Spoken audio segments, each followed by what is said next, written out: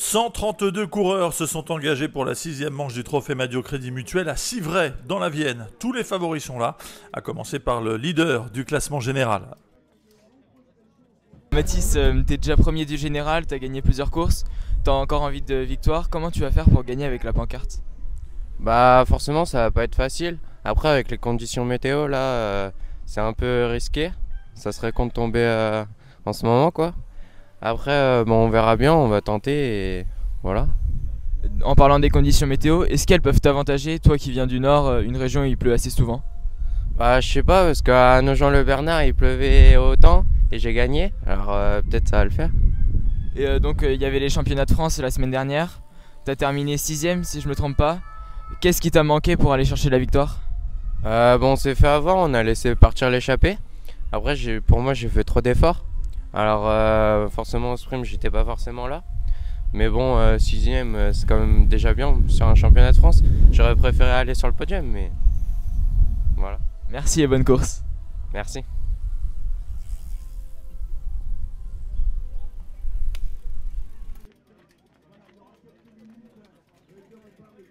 Antoine, tu as déjà gagné une manche du Trophée Madio en début d'été. Avec quel objectif tu reviens sur cette course? Bah d'en regagner une et puis de remonter au classement général pour essayer d'accrocher le top 3 ou mieux. Donc là sur ce parcours là il y a une bosse avant l'arrivée. Est-ce que tu penses pouvoir t'extirper du peloton puis résister grâce à tes talents de rouleur où on t'a vu notamment sur le contre-la-montre t'illustrer? Contre la montre j'ai pas forcément fait des bons trucs mais je pense que ouais il y a moyen de faire quelque chose sur la bosse. Et donc là on est sur un été assez chargé. Est-ce que tu peux nous rappeler un petit peu les résultats que tu as fait lors des récentes courses, notamment la Coupe de France et les championnats de France? Coupe de France, je finis 14e sur la course en ligne et au championnat de France, je finis 37e. C'était pas forcément la place que je voulais, mais bon, c'était une course d'un jour donc. Ok, merci et bonne course. Merci. Loïc, toi aussi t'es assez malchanceux depuis le début de saison. Sur les manches du Trophée Madio, t'es tombé, t'as connu des problèmes mécaniques. Là au championnat de France, t'es encore tombé. Est-ce que c'est pas aussi embêtant d'avoir toujours des problèmes? Ah si, forcément c'est embêtant, surtout que je voulais essayer de faire des bonnes places. Et en plus le championnat de France, tous mes problèmes ça m'arrive dès le début, puis à chaque fois c'est sur les plus grosses courses et puis c'est très embêtant. Est-ce que tu penses que du coup ces mauvais résultats, entre guillemets, peuvent devenir un avantage aujourd'hui, dans la mesure où tu pourrais être moins marqué et pouvoir t'extirper du peloton? Bah oui forcément, vu que les leaders là ils vont se marquer et puis vu que moi j'ai que 30 points pour la participation, bah, je pourrais essayer de partir et j'espère que je réussirai à partir. Donc aujourd'hui tu comptes plutôt jouer ta carte personnelle que d'un rôle d'équipier pour Clément? Bah si j'arrive à sortir j'essaierai d'aller au bout, sinon si j'arrive pas j'essaierai de rouler pour Clément pour qu'il essaie de la gagner. D'accord, merci. Clément, tu as fait encore 4ème sur les championnats de France, après avoir fait 4ème sur beaucoup de manches du Trophée Madio. Est-ce que c'est pas un peu frustrant à chaque fois de terminer au pied du podium? Ouais, si, c'est frustrant. Après les 3 places de 4 sur le Trophée Madio et la place de 4 sur le Championnat de France, j'espère aujourd'hui prendre un podium et pourquoi pas peut-être la gagne. Ça confirme ta bonne forme et tu as encore gagné ce week-end après. Est-ce que c'est le bon jour pour battre Mathis Grisel? Bah, le bonjour, je sais pas, mais aujourd'hui je me sens bien. Je sens que je monte en puissance au fur et à mesure des courses. Donc oui, c'est peut-être le jour pour battre Mathis. On voit aussi la pluie qui tombe aujourd'hui. On sait que tu n'es pas très à l'aise sous des conditions pluvieuses. Est-ce que tu penses que ça va te déranger ou tu peux faire avec? Non, je pense que je vais faire avec et puis voilà. Merci. Et Charlie, tu fais des bons résultats, notamment sur les courses régionales. Là, tu as fait un bon résultat aussi au championnat de France. Avec quel objectif est-ce que tu viens sur le Trophée Madio aujourd'hui?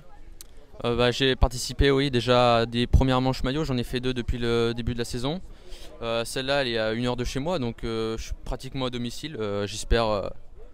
J'espère animer la course et pourquoi pas aller gagner. Donc on voit un parcours assez vallonné aujourd'hui. Est-ce que tu penses pouvoir plutôt t'échapper ou attendre un sprint pour jouer ta carte? Moi je suis pas du tout bon au sprint donc je vais tout faire pour qu'il y ait une échappée et être dedans pour jouer la gagne, quoi. Ta grande sœur Colline, elle a été championne de France junior en 2020. Est-ce que c'est une motivation supplémentaire pour toi pour essayer de faire pareil qu'elle? Et est-ce que tu as des fois l'occasion de t'entraîner avec elle? Ah bah oui, c'est une grosse motivation, j'espère faire aussi bien qu'elle tout au long de la saison et même dans les prochaines années à venir. Et oui, je m'entraîne avec elle. Elle me donne des conseils et c'est une bonne expérience. Ouais. Merci beaucoup et bonne course. Merci. Tous les favoris sont présents à Civray pour cette 6e manche, avec au programme 9 tours de circuit et 74 km. Mathis Grisel est là, le leader comme Antoine Lotte, Clément Sanchez ou encore Similien Hamon, le vice-champion de France. Tom, tu es le champion régional de la Nouvelle-Aquitaine, la région dans laquelle se déroule la course d'aujourd'hui. Est-ce que c'est de la confiance supplémentaire pour cette course à Civray? Ouais, ça donne confiance d'avoir gagné le championnat régional. Et après, on verra. Aujourd'hui, on voit de la pluie. Toi, tu fais du cyclocross. Est-ce que ça peut te donner un avantage? Parce que dans le maniement de ton vélo, notamment. Un peu parce que les routes sont très petites. Il faut être assez agile pour passer devant et voilà. Tu n'habites pas très loin de Civray. Est-ce que c'est des routes que tu connais? Est-ce que tu as reconnu le parcours?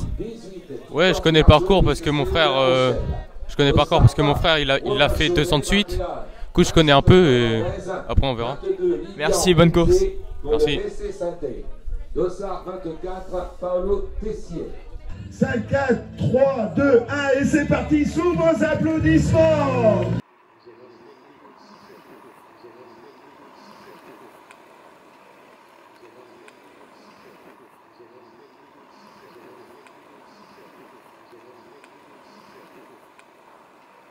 Au départ, la météo s'annonçait pluvieuse. Malheureusement, elle le sera de bout en bout.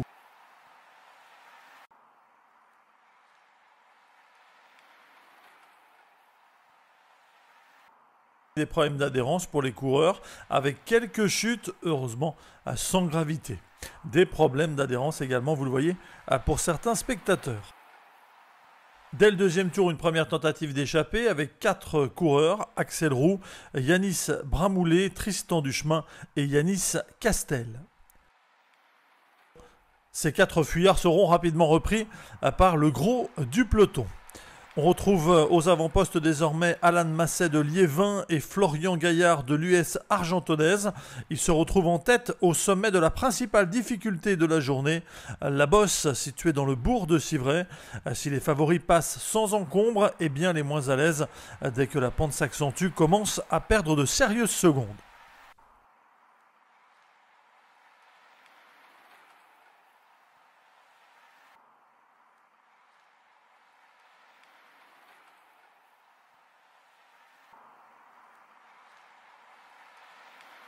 Malgré les nombreuses attaques, pas d'écart significatif.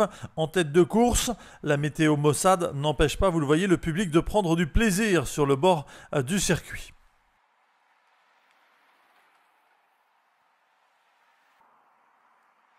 À 2 tours de l'arrivée, ils ne sont plus qu'une vingtaine à composer le peloton de tête et à pouvoir s'imposer dans cette 6e manche du Trophée Madio Crédit Mutuel. Mathis Grisel est bien entendu dans ce groupe, le leader au classement général. L'Angevin Clément Sanchez, Matteo Viardot, Paul Picard ou encore Lilian Inzi.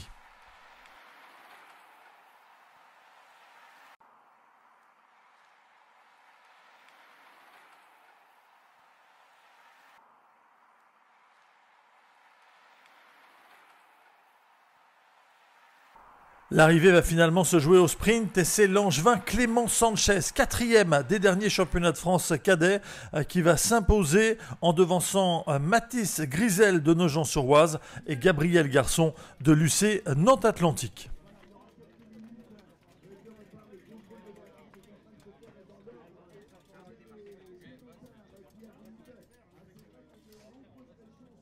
Clément, là tu viens de gagner ta première manche du Trophée Madio en 2021.